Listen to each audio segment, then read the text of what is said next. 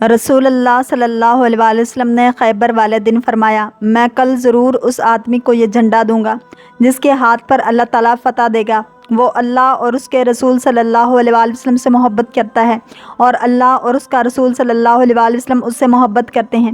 جب صبح ہوئی تو سب لوگ سویرے سویرے ہی رسول اللہ صلی اللہ علیہ وسلم کے پاس پہنچ گئے۔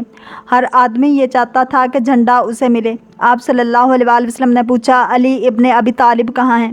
لوگوں نے جواب دیا، یا رسول اللہ صلی اللہ علیہ وسلم، وہ آنکھوں کے درد میں مبتلا ہیں۔ آپ صلی اللہ علیہ وسلم نے فرمایا، انہیں بلا لاؤ۔ جب حضرت علی علیہ السلام تشریف لائے تو آپ صلی اللہ علیہ وسلم نے ان کی آنکھوں میں اپنا لعاب مبارک ڈالا تو وہ فوراً اس طرح ٹھیک ہو گئے جیسے کبھی بیمار ہی نہ تھے۔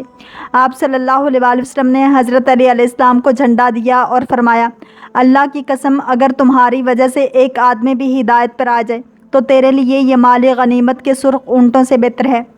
اللہ تعالیٰ نے غزوہ خیبر میں حضرت علی علیہ السلام کے ہاتھ پر مسلمانوں کو فتح نصیب فرمائی۔ حضرت علی علیہ السلام کا کتنا بلند مقام ہے کہ اللہ اور رسول صلی اللہ علیہ وسلم ان سے محبت کرتے ہیں۔ وہ پیغمبر جنہوں نے حضرت علی علیہ السلام کی شناخت کا اعتراف کیا، انہوں نے آپ علیہ السلام کے فضائل کو شمار سے باہر بتلایا ہے کہ علی علیہ السلام کے فضائل اتنے زیادہ ہیں کہ کوئی انہیں شمار میں نہیں لا سکتا۔ حضرت ابن عباس رضی اللہ تعالیٰ عنہ کہتے ہیں کہ حضور اکرم صلی اللہ علیہ وسلم نے فرمایا، اگر تمام درخت قلم، تمام دریا سیاہی، تمام جن حساب کرنے اور تمام انسان لکھنے بیٹھ جائیں تو علی علیہ السلام کے فضائل کا شمار نہیں کر سکتے۔ اور دوسری جگہ آپ نے فرمایا، بے شک خداوند عالم نے میرے بھائی علی کے لیے بے شمار فضائل قرار دیے ہیں کہ اگر کوئی شخص ان میں سے ایک فضیلت کو عقیدت کے ساتھ بیان کرے تو اس کے اگلے پچھلے تمام گناہ معاف ہو جائیں گے، اور کوئی شخص ان فضائل میں سے کسی ایک کو لکھے تو جب تک وہ نوشتہ باقی رہے گا ملائکہ اس کے لیے استغفار کرتے رہیں گے، اور اگر کوئی ان فضائل میں سے کسی ایک کو سنے تو خداوند عالم اس کے تمام گناہوں کو جو اس نے کان کے ذریعے سے انجام دیے ہوں گے معاف کر دے گا، اور اگر کوئی شخص علی کے فضائل کے نوشتہ پر نگاہ کرے گا تو خدا اس کے تمام گناہوں کو جو اس نے آنکھ کے ذریعے انجام دیے ہوں گے معاف کر دے گا۔ حضرت علی علیہ السلام نہ صرف تمام اچھے لوگوں کے صفات کے تنہا حامل ہیں بلکہ پیغمبر اکرم صلی اللہ علیہ وسلم کے علاوہ تمام اولو العزم پیغمبروں کے اوصاف کا بھی خلاصہ ہیں۔ اہل سنت والجماعت کے ایک معروف عالم بہقی نے پیغمبر اکرم صلی اللہ علیہ وسلم سے یوں روایت کی ہے کہ آپ صلی اللہ علیہ وسلم نے فرمایا، جو شخص آدم علیہ السلام کے علم کو، نوح علیہ السلام کے تقویٰ کو، ابراہیم علیہ السلام کے حلم کو اور موسیٰ علیہ السلام کی عبادت کو دیکھنا چاہتا ہے تو وہ علی ابن ابی طالب علیہ السلام پر نگاہ کرے۔ اسی روایت کو دوسرے انداز میں بھی نقل کیا گیا ہے کہ حضور اکرم صلی اللہ علیہ وسلم نے فرمایا، جو شخص آدم علیہ السلام کو ان کے علم میں، نوح علیہ السلام کو ان کے فہم و ادراک میں، یحییٰ علیہ السلام کو ان کے زہد میں اور موسیٰ علیہ السلام کو ان کی عبادت میں دیکھنا چاہتا ہے تو اسے چاہیے کہ علی ابن ابی طالب علیہ السلام پر نگاہ کرے۔ جو شخص تمام اوصاف کا مالک ہو تو وہ تمام دلوں کا محبوب ہوتا ہے۔ حضور اکرم صلی اللہ علیہ وسلم جو خود تمام کائنات کے محبوب ہیں، وہ حضرت علی علیہ السلام سے عشق و محبت کرتے ہوئے نظر آ رہے ہیں، اس لیے کہ آیت مبالغہ سے یہ بات ثابت ہے کہ حضرت علی علیہ السلام نفس پیغمبر ہیں اور ہر انسان کو اپنی جان سب سے زیادہ عزیز ہوتی ہے، لہٰذا جب حضرت علی علیہ السلام نفس و جان پیغمبر صلی اللہ علیہ وسلم ہیں تو یقیناً ان کے نزدیک سب سے زیادہ عزیز ہیں۔ اسی وجہ سے حضور اکرم صلی اللہ علیہ وسلم نے بارہا فرمایا، جو علی کو دوست رکھے مجھے دوست رکھے گا، تمہارا دوست میرا دوست ہے اور تمہارا دشمن میرا دشمن ہے۔ ایک شخص نے حضور اکرم صلی اللہ علیہ وسلم نے پوچھا، اے رسول خدا صلی اللہ علیہ وسلم، آپ علی کو چاہتے ہیں؟ فرمایا، کیا تم نہیں جانتے علی مجھ سے ہیں اور میں علی سے ہوں؟ مناقب میں پوری سند کے ساتھ رسول اکرم صلی اللہ علیہ وسلم سے نقل ہوا ہے، خداوند عالم نے مجھے اپنے صحابیوں میں سے 4 صحابیوں کو دوست رکھنے کا حکم دیا ہے اور اس نے مجھے خبر دی ہے کہ وہ بھی ان سے محبت کرتا ہے۔ میں نے پوچھا، اے رسول خدا صلی اللہ علیہ وسلم، وہ کون ہیں؟ ہم میں سے بھی ہر کوئی یہ چاہتا ہے کہ ان میں سے ہوں۔ رسول خدا صلی اللہ علیہ وسلم نے فرمایا، آگاہ ہو جاؤ، علی ان میں سے ایک ہیں۔ اس کے بعد آپ صلی اللہ علیہ وسلم خاموش ہو گئے، پھر دوبارہ فرمایا، یقیناً علی علیہ السلام ان میں سے ایک ہیں، اور اس کے بعد آپ صلی اللہ علیہ وسلم نے خاموشی اختیار فرما لی۔ اس میں کوئی شک نہیں ہے کہ حضور اکرم صلی اللہ علیہ وسلم کی حضرت علی علیہ السلام سے محبت کسی غرض کے تحت نہیں تھی، بلکہ آپ میں موجود فضائل و کمالات کی بنا پر آپ ان سے محبت کرتے تھے، جو فضائل و کمالات خود حضور اکرم صلی اللہ علیہ وسلم نے اپنی زبان مبارک سے گاہ بگاہ بیان فرمائے تھے۔ حضرت علی علیہ السلام وہ شخص نہیں جنہوں نے کسی مدرسے یا کسی معلم کے پاس علم اکتساب کیا ہو، بلکہ آپ کا علم لدنی ہے، یعنی خداوند عالم کی طرف سے عطا کردہ ہے۔ اسی وجہ سے آپ کا علم تمام انسانوں سے برتر اور کسی سے قابل قیاس نہیں ہے۔ یہی وجہ ہے کہ اہل سنت کے منابع میں آپ کو عالم الناس کہا گیا ہے۔ پیغمبر اکرم صلی اللہ علیہ وسلم نے فرمایا، میری امت میں سب سے زیادہ دانا اور عالم شخص علی ابن ابی طالب علیہ السلام ہیں۔ علم کے 10 جز اور حصے ہیں، جن میں سے 9 صرف حضرت علی علیہ السلام کو عطا کیے گئے ہیں اور ایک حصہ باقی امت کے پاس ہے۔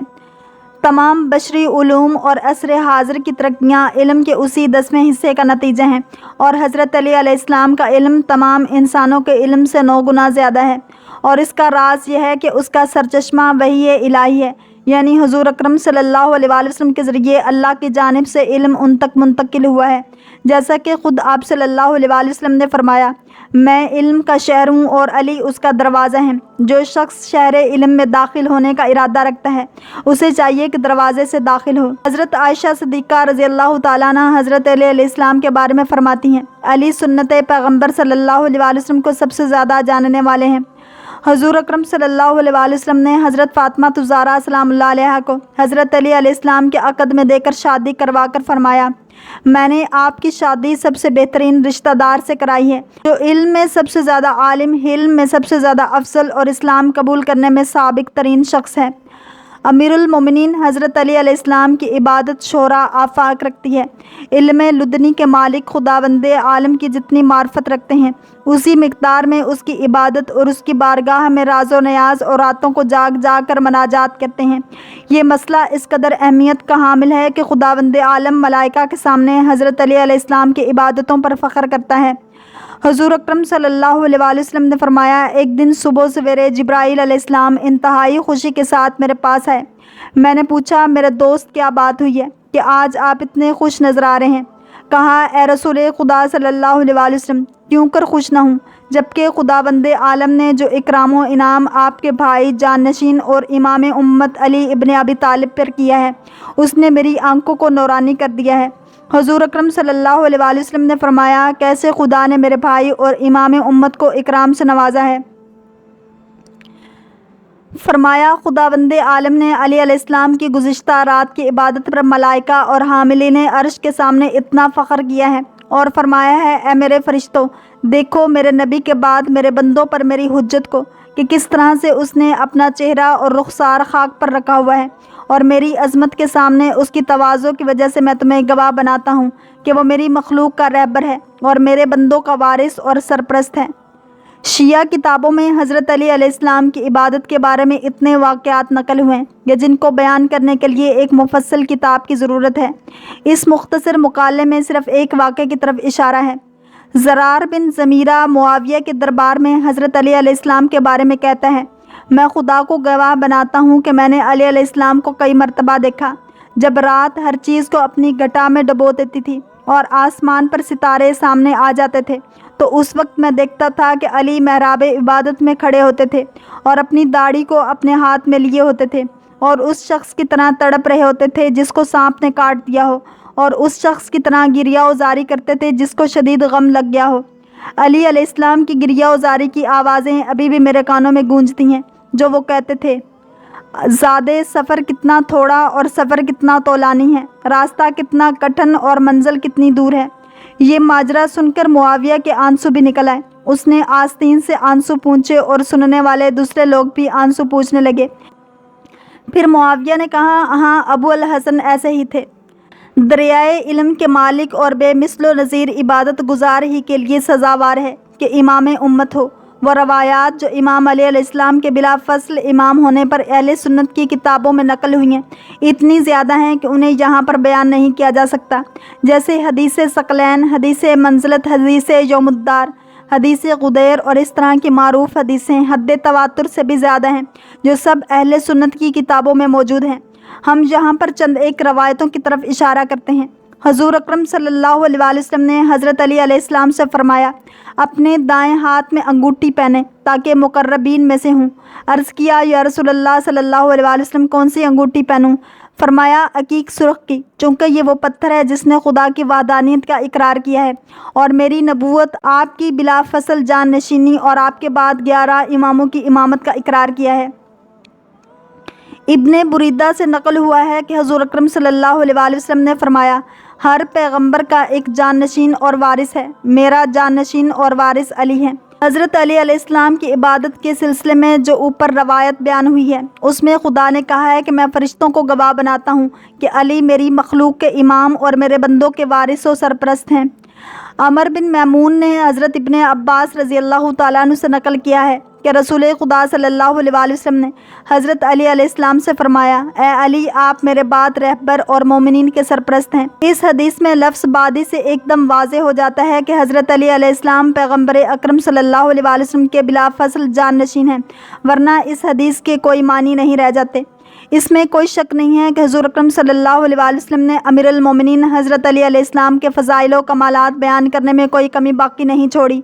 مختلف طریقوں اور مختلف مناسبتوں سے آپ کو امت کا امام اور اپنا جانشین متعارف کروایا، یہاں تک کہ غدیر کے میدان میں 1.25 لاکھ حاجیوں کے مجمع میں آپ کا ہاتھ اٹھا کر فرما دیا کہ جس کا میں مولا ہوں اس کے یہ علی مولا ہیں، اور قرآن کریم جیسی جاویدانی کتاب کے ساتھ علی علیہ السلام کو بھی جاویدانی زندگی عطا فرماتے ہوئے فرمایا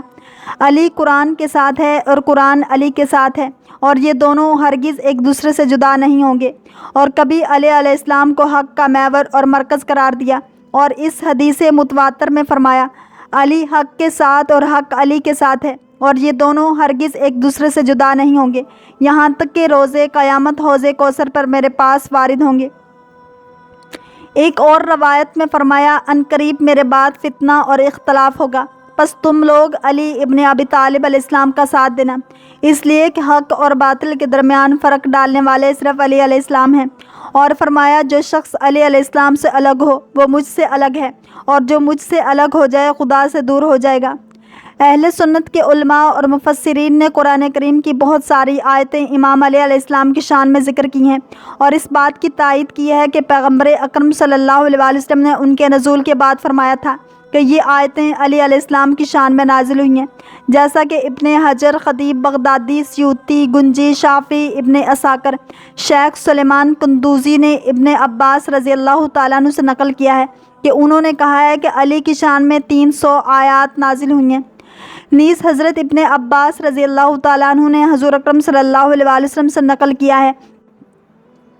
کوئی آیت ایسی نازل نہیں ہوئی جس میں مومنین کو مخاطب کیا ہو اور علی امیر المومنین ہونے کی وجہ سے اس کے پہلے مخاطب نہ ہو، یعنی یہ تمام آیات سب سے پہلے حضرت علی علیہ السلام کی شان میں ہیں۔ جب حضرت علی علیہ السلام امام اور رہبر ہیں، محبوب پیغمبر صلی اللہ علیہ وآلہ وسلم ہیں، علم لدنی کے مالک ہیں، خدا کی بندگی میں بالا ترین مقام پر فائز ہیں، حق و باطل کے درمیان فرق پیدا کرنے والے ہیں، حق ہمیشہ آپ کے ساتھ ہے، قرآن ہمیشہ آپ کے ساتھ ہے، تو ایسے شخص کی اطاعت اور پیروی کرنا پوری امت مسلمہ پر واجب ہو جاتا ہے۔ حضور اکرم صلی اللہ علیہ وآلہ وسلم نے امیر المومنین علی علیہ السلام کی اطاعت کرنے کے لیے عجیب تعبیرات کا استعمال کیا ہے، جن کے نمونے درج ذیل ایک حدیث میں ہیں۔ حضرت سلمان رضی اللہ تعالیٰ عنہ نے حضرت فاطمہ الزہرا سلام اللہ علیہا سے نقل کیا ہے، آپ صلی اللہ علیہ وآلہ وسلم نے فرمایا تم لوگوں پر علی کی اطاعت واجب ہے۔ آپ صلی اللہ علیہ وآلہ وسلم نے فرمایا تم لوگوں پر علی کی اطاعت واجب ہے، چونکہ وہ تمہارے مولا ہیں، اور تمہارے بزرگ ہیں ان کی اتباع کرو، اور تمہارے عالم ہیں ان کا اکرام کرو اور احترام کرو، اور جنت کی طرف لے جانے والے تمہارے رہبر ہیں انہیں عزیز سمجھو، وہ جب تمہیں کسی کام کی طرف بلائیں ان کی اطاعت کرو، میرے محبت کی وجہ سے ان سے محبت کرو، میری بزرگی کی وجہ سے انہیں بزرگ سمجھو، میں نے علی کے بارے میں تم سے وہی کہا ہے جو میرے پروردگار نے مجھے حکم دیا ہے۔ یہ حدیث اس قدر واضح اور آشکار ہے کہ مزید اس کے بارے میں کوئی وضاحت کرنے کی ضرورت نہیں ہے۔ حضور اکرم صلی اللہ علیہ وآلہ وسلم نے اس میں واضح طور پر فرما دیا ہے کہ میں نے جو کچھ علی علیہ السلام کے بارے میں کہا ہے سب اللہ کے حکم سے ہے۔ یقیناً اگر امت مسلمہ صرف اسی حدیث پر عمل پیرا ہو جاتی تو کسی قسم کے انحراف اور اختلاف کا شکار نہ ہوتی۔ حضور اکرم صلی اللہ علیہ وآلہ وسلم نے جناب عمار سے فرمایا اے عمار، اگر تم دیکھو کہ علی ایک طرف جا رہے ہیں اور دیگر تمام لوگ دوسری طرف جا رہے ہیں تو تم علی علیہ السلام کے ساتھ جانا اور باقی لوگوں کو چھوڑ دینا، اس لیے کہ علی علیہ السلام گمراہی کی طرف رہنمائی نہیں کریں گے اور راہ ہدایت سے الگ نہیں کریں گے۔ اللہ کریم ہم سب کو دین اسلام کی پیروی کرنے والا اور عشق مصطفیٰ صلی اللہ علیہ وآلہ وسلم نصیب فرمائے۔ اگر آپ کو یہ ویڈیو پسند آئی ہے تو لائک، شیئر اور سبسکرائب کرنا مت بھولیے تاکہ ایسی ہی اسلامک انفارمیٹیو ویڈیوز آپ تک پہنچتی رہیں۔